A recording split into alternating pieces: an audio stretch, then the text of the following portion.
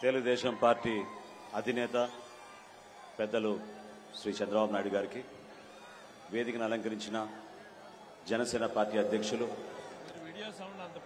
పవన్ కళ్యాణ్ గారికి, తెలుగుదేశం పార్టీ జాతీయ ప్రధాన కార్యదర్శి శ్రీ నారా లోకేష్ గారికి, అదేవిధంగా పెద్దలు బాలకృష్ణ గారికి, అచ్చెన్నాయుడు గారికి, వేదికను అలంకరించిన జనసేన పార్టీ నాయకులు, తెలుగుదేశం పార్టీ నాయకులు, ఇక్కడికి ఎంతో ఓపికతోటి అశేష ప్రజానికం లోకేష్ గారిని ఆశీర్వదించడానికి ఒక అభినందన సభనే కాకుండా రాష్ట్ర భవిష్యత్తును దృష్టిలో పెట్టుకుని ఒక రాజకీయ ప్రస్థానం చేస్తున్న ఒక యువకుడికి మీరందరూ కూడా తోడుగా నిలబడి ఈ కార్యక్రమాన్ని విజయవంతం చేసినందుకు ఇక్కడికి విచ్చేసిన ప్రజలందరికీ మనస్ఫూర్తిగా ముందుగా ధన్యవాదాలు తెలుపుకుంటున్నాను.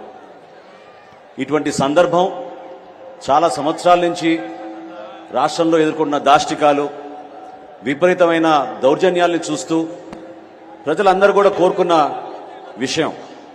జనసేన పార్టీ, తెలుగుదేశం పార్టీ కలిస్తే రాబోయే ఎన్నికల్లో ఖచ్చితంగా ఒక అద్భుతమైన పరిపాలన, ఒక మంచి ప్రభుత్వం వస్తుందనే భావనతోటి అనేక మంది ప్రతి సందర్భాల్లో కూడా ఎదురు చూస్తూనే ఉన్నారు. ఈరోజు ఇటువంటి సభలో ఇరు పార్టీల అధ్యక్షులు, మా నాయకులు, ఇంతమంది కార్యకర్తలు ఈ విధంగా హాజరవడం అంటే దీని వెనక చాలా మంది కృషి చేశారు. వారందరికీ మనస్ఫూర్తిగా నేను అభినందనలు తెలుపుతున్నాను. ఎందుకంటే అనేక అవమానాలకు గురయ్యాం, అనుమానాలకు గురయ్యాం, రకరకాలుగా వేధింపులు, కేసులు, ఎక్కడ చూసినా కూడా పార్టీ నాయకత్వం ఎదగకూడదని అన్ని స్థానాల్లో కూడా ఇబ్బంది పెట్టడానికి ఒక ప్రయత్నం చేస్తూనే వచ్చారు. చంద్రబాబు నాయుడు గారి సుదీర్ఘ రాజకీయ ప్రస్థానం, ఆయనకున్న అనుభవంతో తెలుగుదేశం పార్టీని ఆయన ఎంతో సమర్థవంతంగా నడుపుకుంటూ ముందుకు వచ్చారు. అదేవిధంగా పవన్ కళ్యాణ్ గారి నిజాయితీ, రాజకీయాల్లో ఆయన చేస్తున్న ప్రస్థానం మన రాష్ట్రం కోసం, మన రాష్ట్ర భవిష్యత్తు కోసం, ఆ కోణంతో చూస్తే మనందరికీ ఒక మంచి ప్రభుత్వం రావాలి, రాష్ట్ర భవిష్యత్తు మారాలనే ఒక బలమైన వర్తమాన రాజకీయాల్లో ఎవరు ఊహించని విధంగా పవన్ కళ్యాణ్ గారు అడుగులు వేసుకుంటూ ముందుకొచ్చారు. సెప్టెంబర్ 13వ తారీఖున రాజమండ్రిలో ఆ రోజు చంద్రబాబు నాయుడు గారిని కలిసినాక పవన్ కళ్యాణ్ గారు తీసుకున్న నిర్ణయం ఆ రోజు రాష్ట్రంలో సంచలనంగా మారింది. అనేక ప్రాంతాల నుంచి ప్రజలందరూ కూడా హర్షించడమే కాకుండా కష్టకాలంలో రెండు పార్టీలు కలిసినప్పుడు అక్కడ ఎదుర్కోవాల్సిన సమస్యలను కూడా అధిగమించుకుంటూ ఇంత దూరం మన ప్రస్థానం చేయగలిగాం. ఈరోజు మనందరం నేర్చుకోవాల్సింది, చూసి మనందరం అర్థం చేసుకోవాల్సింది, ఏ విధంగా కష్టపడి ఒక కార్యకర్తగా లోకేష్ గారు తెలుగుదేశం పార్టీ తరఫున నిలబడ్డారో. ఈరోజు ఈ సభ, ఈ సందర్భంగా నేను మీకు తెలుపుకుంటున్నాను. మొట్టమొదటిసారి ఆహ్వానం వచ్చినప్పుడు పవన్ కళ్యాణ్ గారి అభిప్రాయం ఏముండిందంటే లోకేష్ గారి నాయకత్వం పెంచాలి, ఆయన వరకే ఈ సభని, ఆయనే ముఖ్యమైన అతిథిగా ఉంటే ఈ సభకి గౌరవం దక్కుతుంది, ఆ సభకి కేవలం మనం వెళ్ళడం వలన పూర్తిగా మనం సమ్మతించినట్టు కాదనే భావన వ్యక్తపరిచినప్పుడు నేను లోకేష్ గారికి తెలిపితే ఆయనలో ఉన్న స్పందించే మనస్తత్వం చూసి పవన్ కళ్యాణ్ గారు కూడా నిజంగానే చాలా ఇంప్రెస్ అయ్యారు. లోకేష్ గారు అన్న మాట ఏంటంటే, నా పాదయాత్ర ముగింపు సందర్భంగా చేస్తున్న సభ కాదు ఇది, జనసేన పార్టీ, తెలుగుదేశం పార్టీ కలిసి మొట్టమొదటిసారి ఒక అద్భుతమైన విజయం సాధించే విధంగా ఒక చక్కటి సభను ఏర్పాటు చేసుకున్నప్పుడు దానికి ఖచ్చితంగా పవన్ కళ్యాణ్ గారు రావాలి, అవసరమైతే నేను అడుగు వెనకేస్తా తప్ప పవన్ కళ్యాణ్ గారిని ముందుని నడిపించే విధంగా మన అందరం కూడా ముందుకెళ్దామని చెప్పి ఆ రోజు ఆయన తీసుకున్న నిర్ణయాన్ని నేను మనస్ఫూర్తిగా అభినందిస్తున్నాను.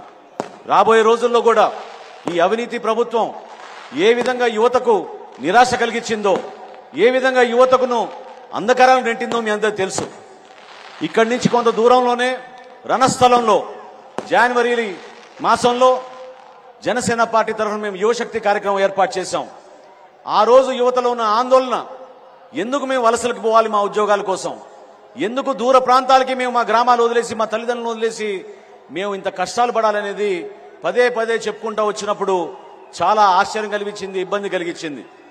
ప్రభుత్వాలు వచ్చినప్పుడు పార్టీలు కేవలం ఇక్కడున్న వనరులు దోచుకుంటున్నారు, లేదా ప్రత్యేకంగా ఇక్కడ ఏర్పాటు చేయాల్సిన ఉపాధి అవకాశాల గురించి మర్చిపోయి ఈ ప్రభుత్వం ప్రత్యేకంగా అసలు ఏమాత్రం కూడా శ్రద్ధ వహించలేదు. విశాఖపట్నంలో ఐటీ సెట్స్ గురించి, అదేవిధంగా అక్కడ ఐటీ ఇండస్ట్రీ తీసుకురావాలని గత ప్రభుత్వంలో చంద్రబాబు నాయుడు గారు, లోకేష్ గారు ఆ రోజున ఏ విధంగా కష్టపడి పనిచేశారో ఈ రోజు విశాఖపట్నం ఏమైపోయిందో మీరందరూ చూస్తూనే ఉన్నారు.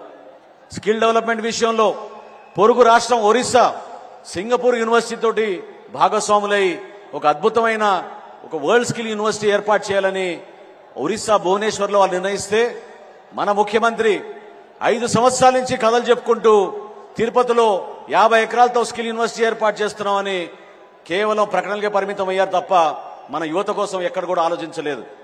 దయచేసి మీరందరూ కూడా ఇంతమంది వచ్చారు ఈ రోజు ఈ సభకి, ఈ రాష్ట్ర ప్రజలు కూడా ఈ సభని ఖచ్చితంగా టీవీలో చూస్తున్నారు.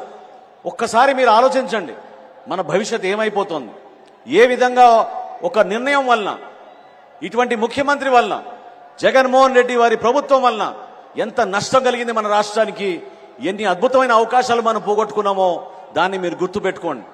ఒక్కసారి మీరు ఆలోచించాల్సింది ఆ ఒక్క ఛాన్స్ అని ఏ రోజైతే మీరు అందరూ స్పందించారో ఆ రోజున ఎంత పొరపాటు జరిగిపోయిందనేది మీరందరూ కూడా గుర్తుపెట్టుకోవాలి. రాష్ట్రాన్ని మనం అద్భుతంగా ముందుకు తీసుకెళ్లాలి. రాబోయే రోజుల్లో సంక్రాంతి లోపు తప్పకుండా ఇరు పార్టీలు కలిసి ఒక చక్కటి మేనిఫెస్టో తయారు చేసి ఏ విధంగా తెలుగుదేశం పార్టీ నుంచి సూపర్ 6 ఏర్పాటు చేశారో, గతంలోనే జనసేన పార్టీ నుంచి ఒక అద్భుతమైన ఆలోచనతోటి షణ్ముఖ వ్యూహం అని ఆ రోజు పవన్ కళ్యాణ్ గారు ఆవిష్కరించారో దాన్ని ప్రజల్లో తీసుకెళ్ళడానికి మన కార్యకర్తలు, నాయకులందరూ కూడా సిద్ధమవ్వాలి. ప్రతి ఇంటికి వెళ్లి ఏ విధంగా యువతకు మన ఉపాధి అవకాశాలు కల్పించడానికి సిద్ధమయ్యామో, ఏ విధంగా మనం వాళ్ళ కాళ్ళపైన వాళ్ళు నిలబడి 10 లక్షల రూపాయల ఆర్థిక సాయంతో చక్కటి పరిశ్రమలు ఏర్పాటు చేసుకోగలుగుతారో, ఏ విధంగా ప్రతి నియోజకవర్గంలో ఒక గ్రోత్ సెంటర్ తీసుకురాగలుగుతామో దాన్ని మీరందరూ కూడా దృష్టి పెట్టుకోవాలని పదే చెప్పుకుంటూ, రాబోయే రోజుల్లో దయచేసి మీరందరూ కూడా ఇంత సుదీర్ఘమైన ప్రస్థానం బహుశా రాజకీయాల్లో ఎవరు చేసి ఉండరు. చంద్రబాబు నాయుడు గారు పడిన కష్టాలు, ఆయన ఎదుర్కొన్న సమస్యలు, ఆయనకున్న అనుభవాన్ని పవన్ కళ్యాణ్ గారి ఈ కొత్త ఉత్తేజాన్ని, ఈ నాయకత్వాన్ని కూడా కలుపుకుని రాష్ట్రానికి మంచి రోజులు తీసుకురావాలి. ఖచ్చితంగా ఒక అద్భుతమైన ప్రభుత్వాన్ని మనం స్థాపించబోతున్నాం. రాష్ట్ర ప్రజలకి ఓ చక్కటి సంకేతం ఈ రోజు ఈ ఉభయ పార్టీలు కలిసి ఇంత అద్భుతమైన కార్యక్రమంలో మనం పాల్గొనడం ఒక గొప్ప కార్యక్రమంగా మనం భావించడమే కాకుండా మరొక్కసారి లోకేష్ గారిని ఆయన ఈ 3000 కిలోమీటర్ల పాదయాత్రలో 262 రోజులు ఆయన చేసిన ఈ ప్రస్థానంలో ఎన్నో లక్షల మంది కలిశారు. ఎంతో ఓపికగా ఆయన చేశారు.